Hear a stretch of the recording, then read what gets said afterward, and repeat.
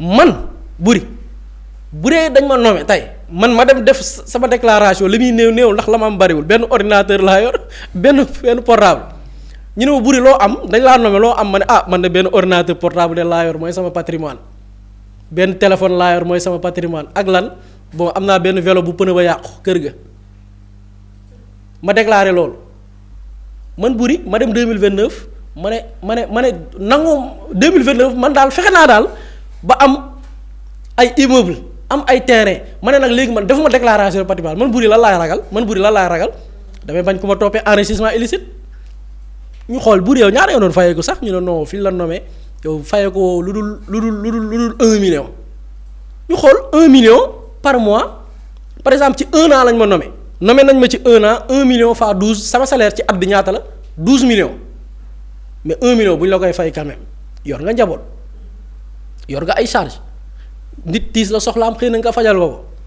da ngay dépenser c'est-à-dire que normalement man 1 million yi sax mënu ma ko denc bu ñu ma nommé sur 1 an man 12 millions la bu ñu ko cumuler salaire bi mais mënul nekk 12 millions net mais damay dund quand même c'est-à-dire que mënoo denc 12 millions normalement bu may denc xëy na peut-être benn 300000 laay denc wala benn 500000 ci at bi donc koo xam ne boo cumuler ses salaires 12 millions la man ma def déclaration de patrimoine am immeuble bu jar 300 millions centre de ville ñu dugg Mbour ba am fa benn villa pour noppalu les week-ends 500 mètres carrés ñu évaluer villa bi c'est 200 millions of nag damay topp dina ma topp c'est-à-dire que duñ ne sàcc laa de mais dina ne la kaay yow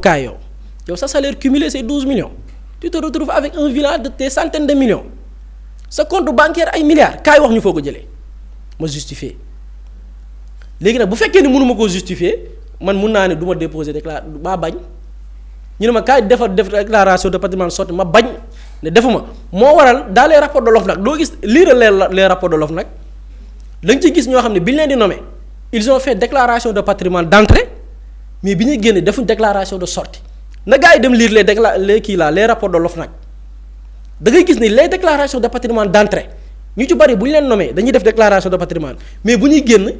duñ ko def parce que ñu ci bari dañoo sàcc ba bés bu ñu defee déclaration de patrimoine bi leen di teggi seen doomu tàgg bis bu ñu ko defee da leen di viser benn enquête pour enrichissement illicite moo tax ñu bari duñ ko ñemee def dans les rapports de l'OFNAC ñi def déclaration de patrimoine bi ñuy dugg ak bii génn les déclarations de sortie ñoo gën a néew bariwul parce que ñu ci bari xam nañ ni ñu enrichiroo ci diir bu gàtt c'est flagrant du coup dañuy bañ a def déclaration de patrimoine moo tax bërki démb le président de l'OFNAC bi fi nekk tey mu ne ñi bañ a def déclaration de patrimoine dina leen weer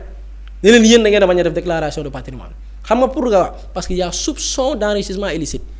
y a soupçon de ñii dañu leen dénk ay privilèges ñuy bañ a def seen déclaration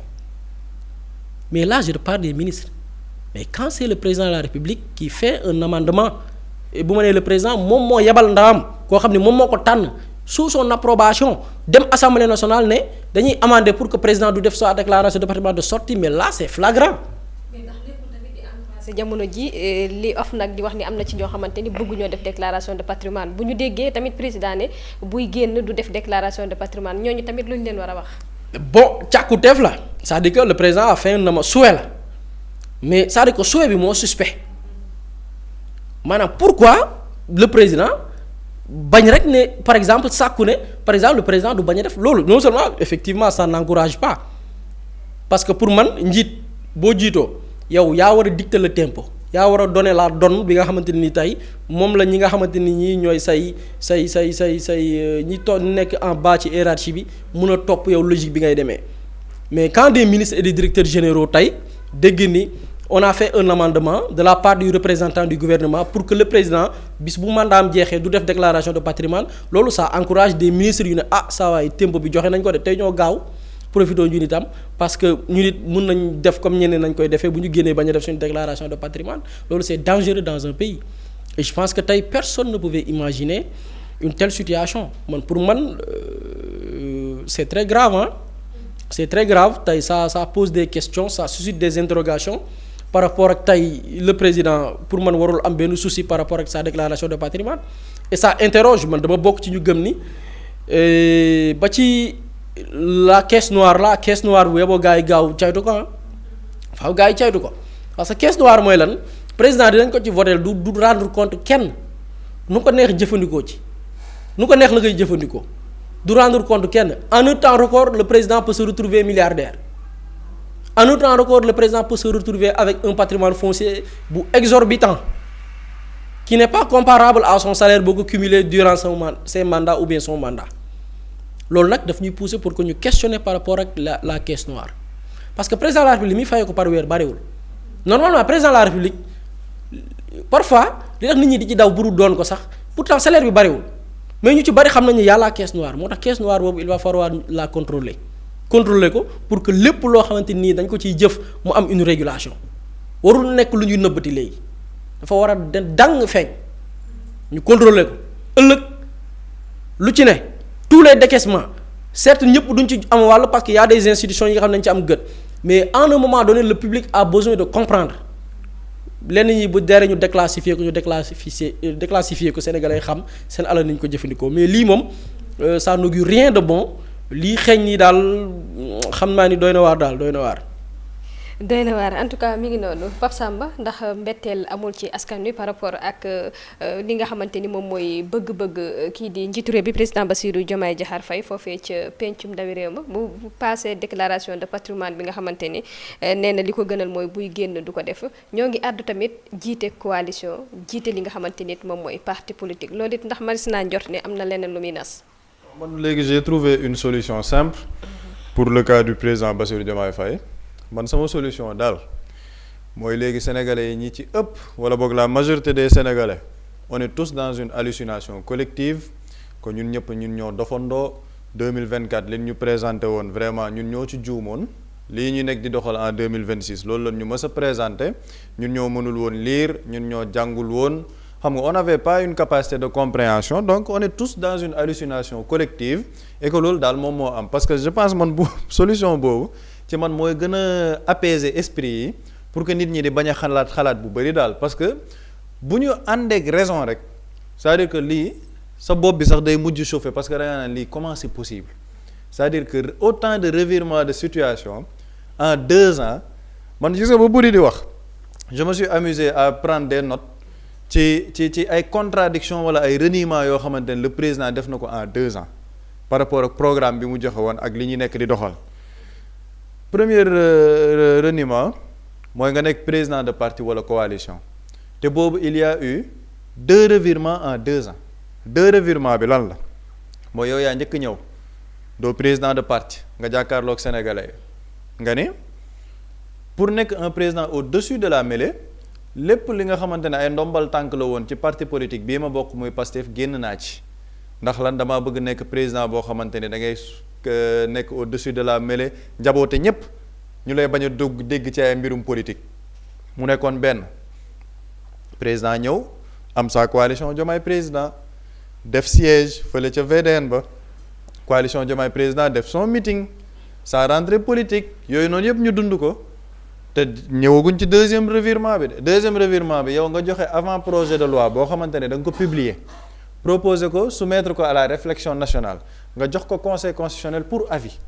ci sa biir avant projet de loi boobu nga xamante ni ci exécutif la jógee maanaam ci yow la jóge yow nga proposer ni président de la république dootul jiite président de parti politique dootul nekk président de coalition gars yi bëgg ko jàllale assemblée nationale nga ne leen déedéet loolu day dëñ maanaam le président foofu ci benn cas boobu rek am na ci ñaar yoo xamante ne changé na ci deuxième bi les fonds politiques sur la question des fonds politiques nga def sa programme Diomaye président ne les fonds politiques dañ koy remplacer par des fonds spéciaux soumis à un contrôle spécifique d'une commission composée de membres yoo xamante ni day am le président de la dite commission am 2 membres yoo xamante ni day nekk ci opposition parlementaire 2 membres yoo xam ne day nekk ci majorité parlementaire ak ay magistrats yoo xamante ni cour des comptes la ñoom ñooy def caytu bi nga xamante ni mooy caytu fonds politique yi pour ñu am un contrôle spécifique lépp lu ñuy def en termes de dépenses ñu mën ko retracer président dellu si waat en 2026 le doyen Moustapha Diop laaj ko mu ne même contrôle boobu sax ni ko nit ñi bëgg a defee bu ñu ko defee noonu day xaawi sutura nit ñi ñuy jàppale maanaam contrôle bi mu waxoon ni moom loolu la ñuy def mu ne contrôle boobu sax dootuñ ko defati parce que bu ñu ko defee dañuy xaawi sutura nit ñi te sutura bi ñu bëgg ci kees bi duñ ko mën parce que moom président mënul ñu koy solliciter tout le temps mu naan man mënuma comme doyen Moustapha Diop bu doomam feebaree ñu war ko évacuer moom président war na ko mën a jàppale ñu évacuer ko loolu bu ñu ko jëlee ci espace public bi mën nañ xaawi sutura doomam lépp nañ ko def ci sutura fonds politique yi loolu sax Ousmane Sonko wax ci fonds politique yi ngoon ñu dàq ko 2 te jeexagul de lii sama liste bi xam naa ne tuuti laa ci am te bëri na muy 2 3 fondation yi la fondation des premières dames lan la ñu waxul ci fondation Marème Faye Sall fondation Marème Faye Sall ban perception la ci nit ñi amoon dans l'opposition fondation boo xam ne le pouvoir di waaj a jeex ñu dissoudre fondation bi xamuñ xaalis bi fu mu jóge xamuñ xaalis bi fan la toll xamuñ société bi créé fondation bi nu mu mujjee ba nguur gi day daanuñu dissoudre fondation mu jeex gars yi ne non première dame yi moom mën nañ leen xaar ci lu nekk lu dul fondation parce que fondation perception bi ci sénégalais yi am moom mooy c'est un moyen d'enrichissement mais sénégalais yi toog sous le régime du président Bassirou Diomaye Faye gis une fondation des premières dames ñu ne kii moom la ñu jox volet santé keneen ki moom la ñu jox volet éducation loolu mu nekk beneen reniement ak beneen revirement de situation te ba tey jeexagul premier ministre super fort président de la république moom moo toog jàkkaarloog sénégalais yi les 100 jours de son gouvernement mu ne moom gars yi li ñuy xaar ci moom ci président boo xam ne day concentrer tous les pouvoirs ci moom bëggul loolu moom dafa bëgg pour une action beaucoup plus efficace ñu jàppale ko ci li nga xamante ni loolu lay liggéey te premier ministre amul sax doole au niveau de la constitution Ousmane Sonko li ko may doole mooy sa stature ndax nga bëgg ko nga bañ ko voilà quelqu'un qui dit en 10 jours fal leen diw ñu fal ko donc kooku looloo ko may doole mais pour gën ko yokkal doole sax il faut ñu def ay réformes de la constitution ndax moom président de la république moom moo ko wax de dafa bëgg des DG forts des ministres forts et un premier ministre super fort ñu gis ni déjà dàq na premier ministre super fort waaye ñu ne garaawul xëy na fa lay yem président de la république def avant projet de loi ne moom dafa bëgg ñu dooleel premier ministre bi ba léegi sax la politique de la nation dooleel boobu c'est en concertation avec le premier ministre moom mu ngi ci avant projet de loi bi mu jox conseil constitutionnel député yi ne ko waa loolu dañu nit ànd nañ ci donc xaaru ñu def ko suñu proposition de loi président dellu siwaat ne non loolu sax dindi leen ko parce que léegi politique de la nation damaa bëgg man képp man dong man maa koy définir premier ministre bi ñu waroon dooleel sax dooleetaluñ ko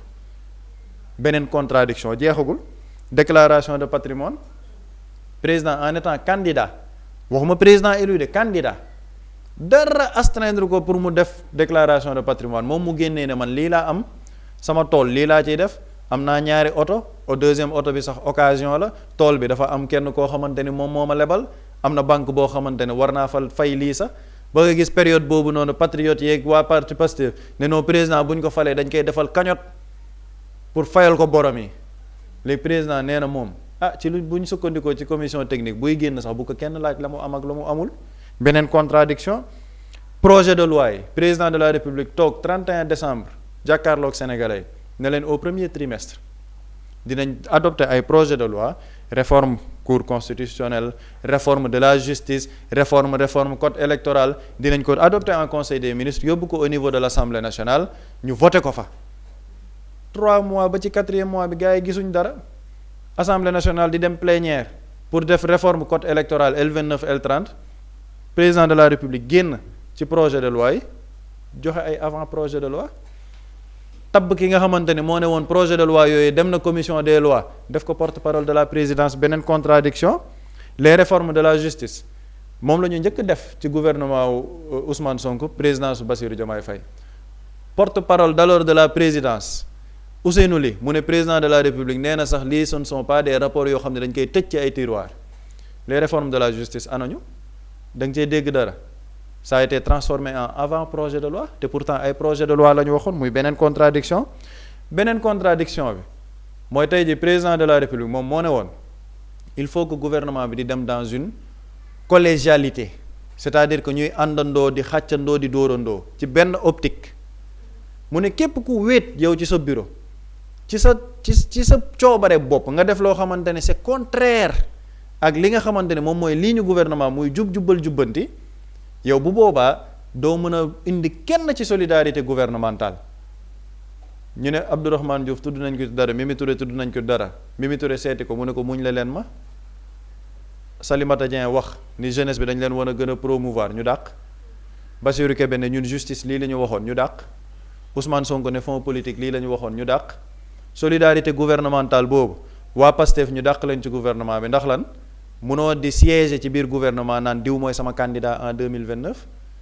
au même moment Abdourahmane Diouf mën a toog King Fahd Palace ne président yow bëggal rek du 2029 que c'est après 2029 sax yow bëggal rek maanaam ay nit mën nañu wax Diomaye 2029 bu continuer dans le gouvernement ay nit ne Sonko 2029 dañ leen di dàq ci gouvernement xam nga lii ma cité nii ay 8 maanaam c'est-à-dire que 8 contradictions la 8 te gëm naa ne 8 yi ma def nii ci liste gars yi bu ñu ko continuer woon dinañ gis ay 15 wala ay 20 contradictions waa léegi lii nii yëpp ma lim bu dee benn président de la République moo ko mën a def en 2 ans man personnellement damaa jàpp ni président bi c'est un génie incompris et que sénégalais ñoo nekk ci hallucination collective maanaam ñun ñoo àndandoo ñëpp dofandoo vraiment on n'avait pas compris le président Bassirou Diomaye Faye lii moom mooy politique am maintenant ci kaw loolu nag man damaa gis ni lenn moo nekk comme objectif par rapport ak lii ñuy wax ni yëpp ci au niveau de l'Assemblée nationale xam nga il n'y a pas de crise institutionnelle Ousmane Sonko ñëw na taxaw ne blocage du am crise institutionnelle du am il ne faut pas nag qu'on crée les conditions d'une crise gis nga xam nga lii am na di nga gis journaux yu bëri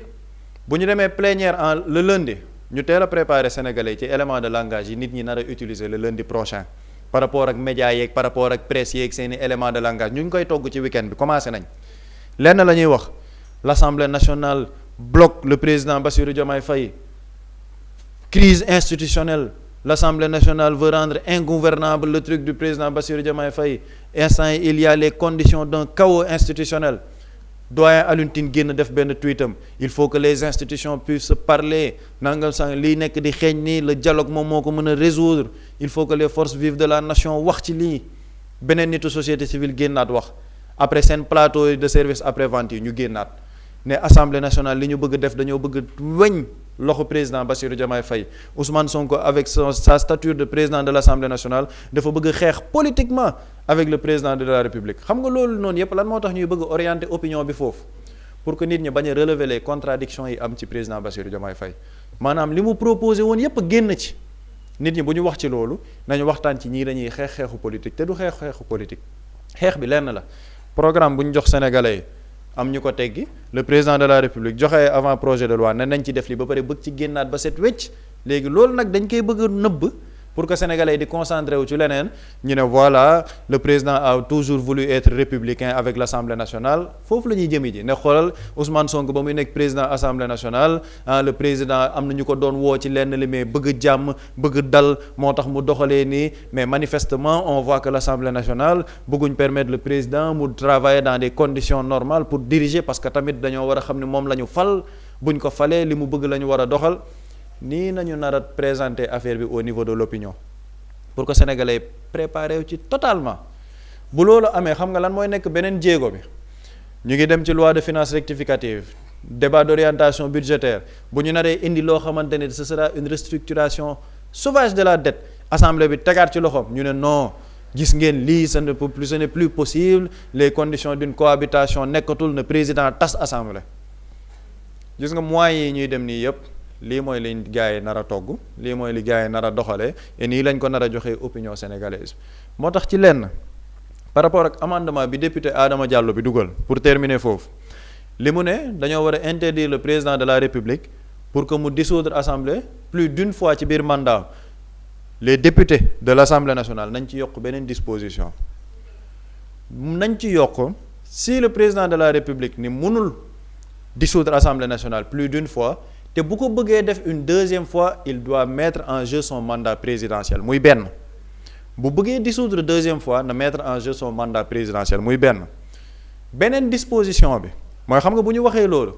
on sera dans une logique de est-ce que sànq bu ni mu ngi ma koy laaj la non rétroactivité de la loi est-ce que dañuy dellu si waat ak yooyu loolu nañ ci dugal une disposition transitoire quelle disposition transitoire bu ñuy définir loolu juridiquement ñu wax clairement que loolu dafay dem avec effet immédiat par rapport à ce mandat en cours maanaam disposition boobu ñuy jël ci biir ci constitution bi ça commence à partir de ce mandat en cours mu nekk une disposition transitoire mu leer nañ nga xamante ni foofu doo nekk foofu di def ay débat juridique est-ce que dafay rétroactif wala du rétroactif président mën na lii mën na laa député Pastef fi nañu dugal yokk ci loolu bu ñu yem rek ci président mënul dissoudre plus d'une fois bu dee day dissoudre une deuxième fois na mettre en jeu son mandat présidentiel pour bloquer foofu ba pare loolu na nekk dans une disposition transitoire boo xam ne day nekk avec effet immédiat dans ce mandat là qui est en cours loolu je pense que plénière bii di ñëw le lundi prochain ñoom dinañ ci indi ay leeral dina amaat yeneen amendement xëy na yu dugg mais damaa jàpp ni les sénégalais tal nañ leneen lu dul ay revirement de situation di dugg ci wax génnaat ci wax am nañ yeneen mbir yoo xamante ni tal nañ ko et le président de la république ñi ko wër buñ ko mënee jàppale ñu jàppale ko ci loolu xam ne il ne reste que 3 ans de mandat te 3 ans yooyu mën na ci rafet comme mën na ci ñaaw te jamono jii nag comme ñaaw na am na ñu naan ñaaw na ba noppi il est encore temps de revenir à la lucidité delluwaat ci programme bi ñu joxoon sénégalais pour que sénégalais bañ a jàpp ni nag ñun ñëpp a dofandoo woon parce que jàpp naa ni nag dofandoo wuñu woon li ñu joxoon gis nañ ko xam nañ ko et que le président soit aidé pour qu'il revienne vraiment dans le programme qu'il avait promis aux sénégalais parce que loolu mooy jàmm réew mi leneen lu ñu def day génnewaat yeneen problème ci biir réew mi.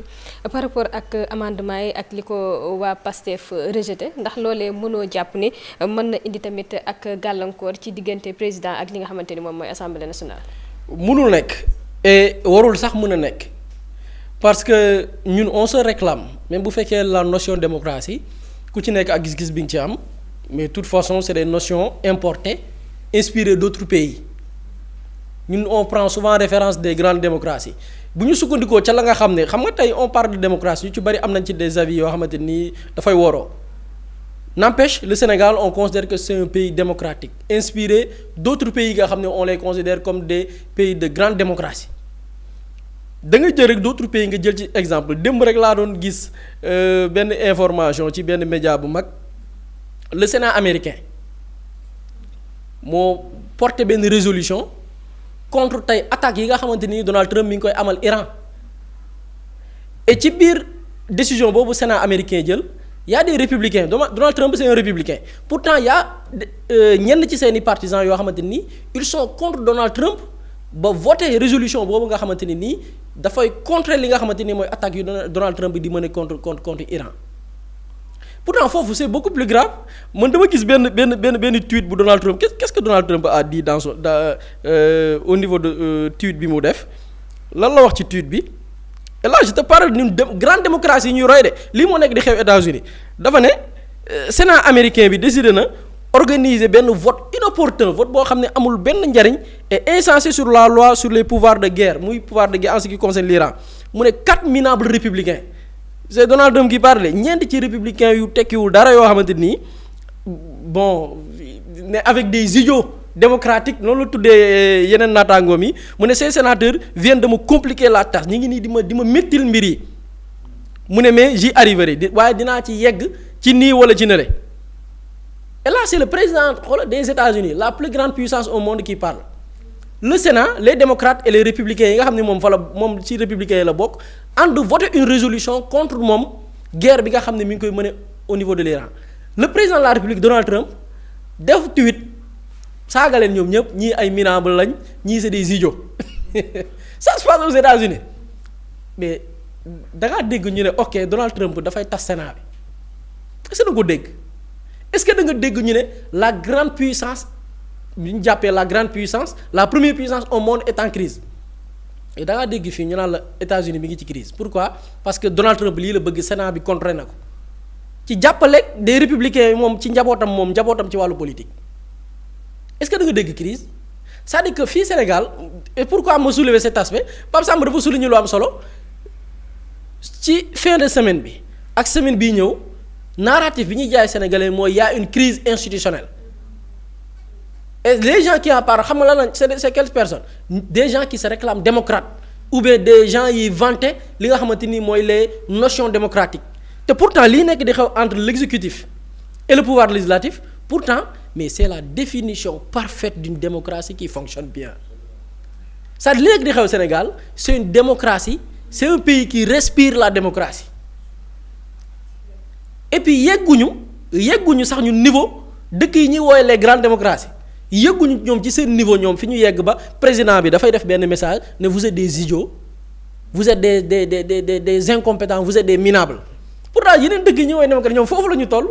est-ce que da ngaa dégg àdduna bi ay les plus grands médias internationaux xëy ne crise institutionnelle aux États-Unis non c'est la démocratie qui respire malheureusement nag Sénégal fii ñu ci bari dañuy woote woo démocratie te duñu démocrate c'est des dictateurs en réalité ba ci ñi nga dégg ñu naan ay wëy le président la jël ay responsabilités c'est pas des démocrates ah c'est des dictateurs en fait c'est des gens qui veulent que le président de la République di buum mi c'est des gens qui veulent que président de la République moom daal lépp lu ko neexu rek na utiliser les moyens yi nga xamante ni moom lañ ko jox pour mu xeexee la nga xamante ni nii moom jàpp na ni arrangé wu ko wala neexu ko ñiy woote woo démocratie fii Sénégal duñu des démocrates parce que en réalité leur démarche boo xoolee ak leur discours dafay refléter des gens yoo xamante ni ils veulent des présidents dictateurs des présidents yoo xam ni ils peuvent se permettre lu leen neex def dès que tey y a un pouvoir boo xamante ni daf ma défavorable lii nekk di xew Sénégal au fait c'est la démocratie Sénégal moo ci gagné parce que pourquoi démocratie Sénégal moo ci gagné y avait un président bu ànd ak un parti politique ñu naal un projet tuddee ko Sonko président Sonko mënatul nekk ñu def ko Diomaye président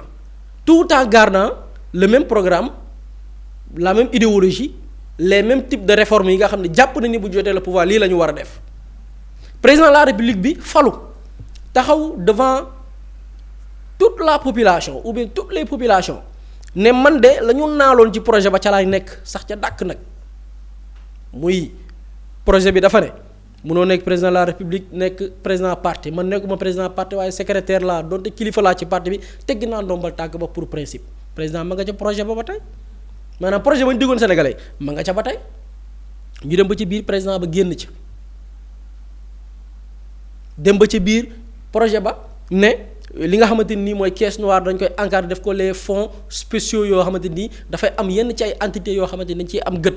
président dem ba ci digg ba ne non dañ koy garder comme na ko Wade doon jëfandikoo comme na ko Macky doon jëfandikoo ki nekk ci projet ba ak ku nekk ci projet ba mais da ngay xool la gis léegi ña nga xam ne ñoo porté woon président bi pour une même idéologie pour même programme dem ba ci digg ba gis ni kii ñu porté woon pour projet bii ñu présenté woon Sénégalais ba ñu approuvé nekkatu ca mais y a un autre pouvoir boo xamante ni nii dañ koy wax moom la Pape Samba di répéter souvent à un moment donné le pouvoir arrête le pouvoir et puis quand on parle que le pouvoir arrête le pouvoir législatif arrête le pouvoir exécutif par rapport ak le programme bi ñu diggoon Sénégalais yi te nekkuñu di ko def assemblée ñan la fi nekkal askanu Sénégal parce que askan wi dans sa grande majorité la ñu dem proposer leen projet bi ñoom ñëpp wala boog dans leur majorité pour ne pas exagérer approuver na ñun projet bii la ñu bëgg ñun Sénégalais ñoo tànn projet bi Amadou Ba indi projet am Thierno Alassane Sall indi projet am Pape Djibril Fall indi projet am Anta Babacar Ngom indi projet am Sénégalais yi ne projet yëpp doyuñu projet Pastef bii moo ñu doy Sénégalais yi tànn Pastef falu Pastef ne dañoo bëggaat majorité pour mën a liggéey réforme yi leen diggoon ci projet ba ñu mën koo amal Sénégalais yi joxaat leen majorité ne leen acca doxal leen projet bi ñu dem ba ci digg ba mu am scission xaajaloo am président bi jël beneen yoon boo xam ne bu ñu xoolee yoon ba mu jël bokkul ak projet bi ñu laa jigoon Sénégalais yi ci 24 mars ak bi ñuy dem décembre 2024 législative Sénégalais yi ne comme que nag lii am na te président moo am tous les pouvoirs yéen législatif am na leen lu leen constitution jagleel muy contrôler l'action du gouvernement il faut que le pouvoir arrête le pouvoir ay dictateurs taxaw ne non loolu du fi am président dafa war a tas assemblée c'est des dictateurs ce ne sont pas des démocrates parce que volonté populaire bi nga xamante ne nii c'est le pouvoir législatif qui doit arrêter le pouvoir exécutif par rapport ak yoon bi mu nar a jël ñu ne non bu ko arrêté bu leen arrêté bu mu ko arrêté na ko bàyyi mu def non on est dans un pays démocratique yàlla xam ne ni actuellement lii nekk di xew c'est la démocratie sénégalaise mooy respirer tey on a une bonne leçon à donner au niveau de l'Afrique tey bi Ousmane Sonko génnee gouvernement bi dama gis benn page des pays de la sous-région yenn ministres yi na ñoom dañuy démissionner et pourquoi ñu démissionner parce que ñoom dañ ne dafa am projet bu ñu diggoon Sénégalais ama tappalekat yi dañ naan non dëkk bee woote non c'est pas parce que dëkk bee woote dëkk bi dañ leen woowoon ci un changement radical am ñoo xam ne ils ont adhéré à ce projet là dugg ci gouvernement ñu dem ba ci biir gis ni projet bii ñu jaayoon Sénégalais wër ci di campagne ba ñaq dépenser ci suñu alal suñu physique ñenn ñi jëndee ko liberté ñi ngi teggi projet ba ñu ne nañu démissionné parce que nekkatuñ ca lañ digoon Sénégalais bi loolu amee dans d'autres pays damay tombé ci benn poste dañ ne quelque chose d'extraordinaire se passe au Sénégal gars yi lu extraordinaire ay nit ñu ngi démissionné foofu noonu c'est-à-dire que yeneen dëkk yi ñoom dañ doon yéemu ne non du dëgg d'autres pays le fait qu'au Sénégal on assiste di gis ay ministres yu démissionné ay directeurs généraux di démissionné ñu ne ñoom loolu mosuñu ko gis en Afrique Sénégal moo nekk di jox une bonne leçon à l'Afrique au monde ci lan mooy démocratie on a la chance d'assister tey ci démocratie boobu noonu naka lañ koy illustrer ci institutions yi seen i taxawaay ci ñi nga xam ne dañuy prétendre jiite wala ñuy jiite naka la ñuy taxawee jàmmaarloo ci idée jàmmaarloo ci njariñu askan wi divergence yooyu noonu lépp ñu def ko dans les règles de l'art loolu la ñu nekk di assister c'est-à-dire que actuellement on assiste tey ci divergence ci wàllu idée divergence ci wàllu doxalin dans les règles de l'art fañ ko war a casser fañ ko war a defee lii c'est une bonne nouvelle on assiste à une situation extraordinaire nga la waay tappalekat yi nañu dimbali ci ay crise fii crise amu fi dans d'autres pays c'est plus grave président ba mooy def communiqué naan nii c'est des idiots c'est des minables mais ici nekkuñ ci configuration boobu te dëkk yooyu on ne parle pas de crise donc nañu dimbali rek ci fan yi di ñëw bu ñu kenn waxi crise c'est ça. solo xam naa di dañuy daal di